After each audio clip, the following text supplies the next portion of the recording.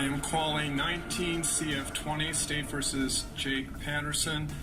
Mr. Patterson appears in person and with attorneys Richard Jones and Charles Glynn. The state by District Attorney Brian Wright, Assistant District Attorney O'Boyle. It's my understanding is that what your attorneys told me accurate. Yes. Mr. Patterson, how old are you today? 21. And how far have you gone in school? 12 years. You graduated from high school? Yes. You read and understand the English language? Yes. Have you been able to read and understand all the documents provided to you in this case? Yes. You understand the charges to which you will be pleading guilty? Yes. Are you currently receiving any treatment for a mental illness or disorder? No. You suffer from any chemical dependency issue? No. Have you had any alcohol, drugs, or medication in the past 24 hours? No. And do you want to go ahead today? Yes. Mr. Patterson, do you understand that by pleading guilty, you give up your right to a trial? Yes. You understand that by pleading guilty, you give up your right to remain silent, and that silence could not be used against you at trial? Yes. You understand that by pleading guilty, you give up your right to testify and present evidence at trial? Yes. You understand that by pleading guilty, you give up your right to use subpoenas to require witnesses to come to court and testify on your behalf? Yes. You understand that by pleading guilty, you give up your right to a jury trial? That's where all 12 jurors would have to agree that you're either guilty or not guilty? Yes. You understand that by pleading guilty, you give up your right to confront. That means to see your accusers in court and have them cross-examined by your lawyer? Yes. You understand that by pleading guilty, you give up your right to make the state, meaning the district attorney, prove you guilty beyond a reasonable doubt? Yes. It's not your burden to prove your innocence, it's the state's burden to prove you guilty. Do you understand that? Yes. Knowing that you have all these rights, do you still choose to plead guilty? Yes. You understand that the court's not bound by any plea agreement or any recommendation by any pre-sentence or by any lawyer? Yes. If I felt justice required, I could impose the maximum penalties consecutive on each charge. Do you understand that? Yes. You understand that the maximum penalty for counts 1 and 2 of the information is life imprisonment? Yes. You also understand that if convicted today, the least amount of time you could get is 20 years on that. Do you understand that? Yes. You also understand that it could be somewhere larger than 20 years. It could be life itself. Do you understand that? Yes. You also understand that on count 3, the maximum penalty is 40 years. Yes. You understand that if the court felt justice required, I could impose 2 life sentences consecutively with a 40-year sentence consecutive? Yes. Knowing that, you still choose to plead guilty? Yes.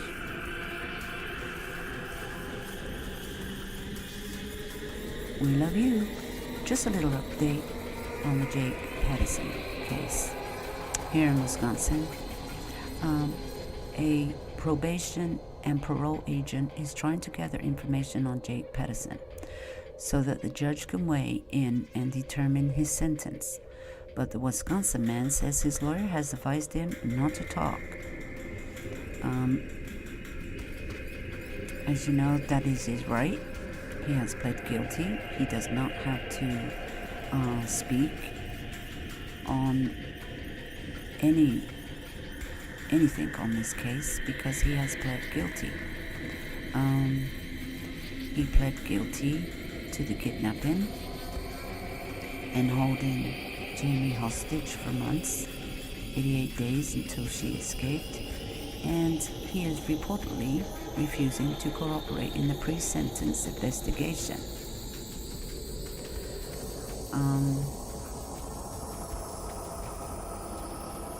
So he's not cooperating. He's been advised by his lawyers not to do so. The agent wrote that she plans to continue the investigation with whatever information she's able to obtain, unless the judge orders her not to do so, according to the report. in the state of Wisconsin. A pre-sentence investigation dives deep into the defendant's character and needs so that the judge can be informed enough to make sentencing and parole recommendations. In March, the 21-year-old pled guilty to 2 counts of first-degree homicide and 1 count of kidnapping in October the 15th at the Glosses home, which he gunned down James and Denise Gloss and then abducted Jamie, taking her to his cabin in Aurora, Wisconsin. He has also been charged with burglary, but that charge was dropped as part of a plea deal. Jake, as we know, his lawyers have said that he was to enter a plea of guilty, and that was what his plea was going to be, the day that his lawyers met up with him. That's what Richard Jones said. That is one of his attorneys, and that is his choice, and that's what he wants. And as you see a little bit in the video, as Jake gets up and turns around, which this was live TV at the time, that he yelled out, "Bye, Jamie," and they whisked him out the courtroom. He was able and managed to say these couple of words. And then later on, as you know, it was watched later as a repeat, they cut those words out. But I was watching it live, so I did hear him say that. Bye, Jamie. Oh my God, and look at his grin on his face, you know. A minute ago, he was sobbing his heart out, and now he's got this horrible grin on his face.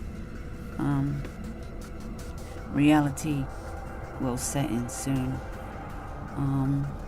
before he is sentenced. Let's hope he doesn't change his mind when he comes back to court. Let's hope that he still sticks to his guilty plea. I mean, he has a lot of time to sit and think in his little cell, which, where he is right now, is probably not too bad. But he doesn't realize where he's going. He's going to prison for the rest of his life. And even if he didn't plead guilty, he would have been found guilty. They have so much evidence against him, and a witness to the fact of what he did. And that's the update on the case here. That's the update. He's not cooperating, but like we say, he pled guilty. He doesn't have to say anymore.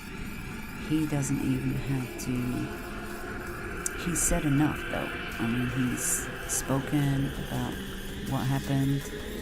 He's wrote letters to the fact of what happened, and that's all the proof they need. So whatever he says now is not going to make a bit of difference. So let's just pray and hope that he doesn't change his mind become the sentencing day. Let's hope that he goes away for a very long time, which he is going away, even if life in prison for one person, life in prison for two people, and the kidnapping. He's gone away. Just as much as Chris. When he pled guilty, he's gone away for a lot of years, and this man's gonna do the same time. But what prison will he be going to? That's the question. Will he go to Waupun? Will he go to Colombia? What prison does he deserve to go to? We don't know. But let's have your thoughts and let's have a discussion on this, and let's see where he goes. What's your thoughts on that one? And thank you for stopping by.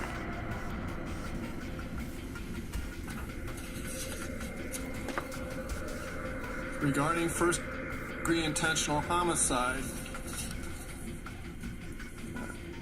at trial, the state would have to prove beyond a reasonable doubt the following two elements. First, that you caused the death of another person. Cause means that your act was a substantial factor in producing the death. And second, that you acted with intent to kill that person. Intent to kill means that you had the mental purpose to take the life of another human being, or you were aware that your conduct was practically certain to cause the death of another human being. Do you understand that? Yes. And you realize they'd have to prove that for both counts 1 and 2 beyond a reasonable doubt. Yeah. Is that the crime to which you're pleading guilty on those 2 counts? Yes. Regarding the kidnapping charge, the state would have to prove beyond a reasonable doubt the following 4 things. First, that you transported the victim from one place to another. Second, that you transported the victim without her consent. Third, that you transported the victim from one place to another forcibly. And fourth, that you transported the victim from one place to another with intent that the victim be secretly confined or imprisoned. Is that the crime to which you're pleading guilty on the kidnapping charge? Yeah. Yes. Yes?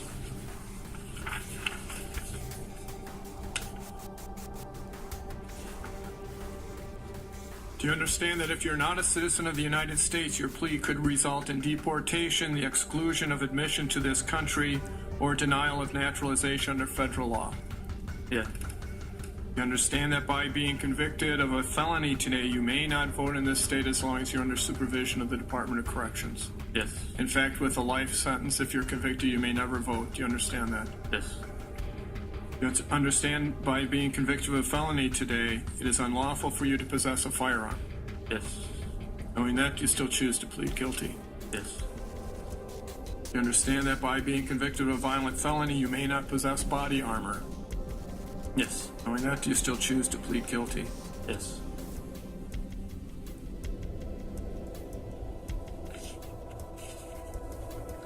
Are there any questions you have of this court regarding your plea or your rights?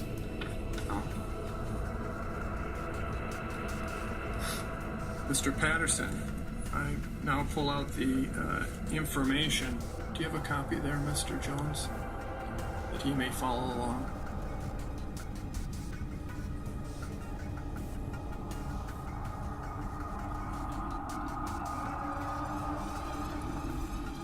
Mr. Patterson, your lawyer has given you a copy of the information. That's the charging document in this case. You are charged in count 1 as follows.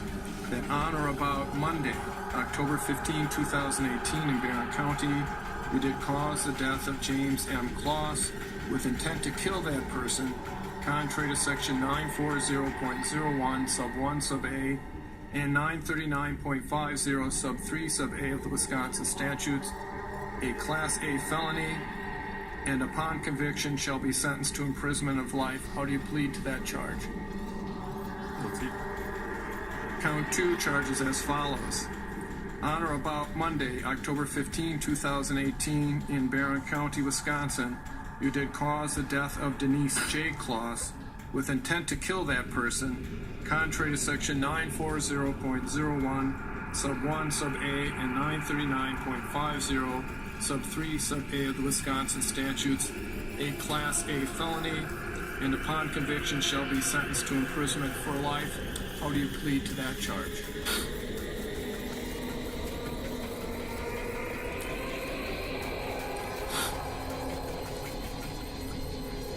Guilty. And count 3. You are charged with on or about October 15, 2018 in Barron County, Wisconsin.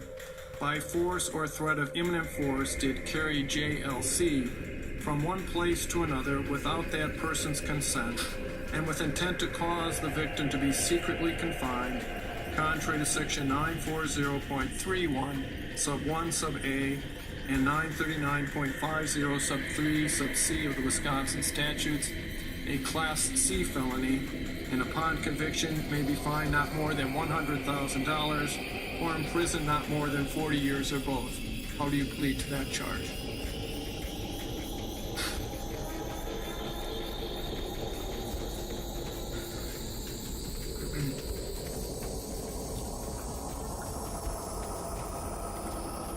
Guilty. Have you read the complaint in this case at some time? Yes. Is it substantially true as it relates to those 3 crimes? Yeah.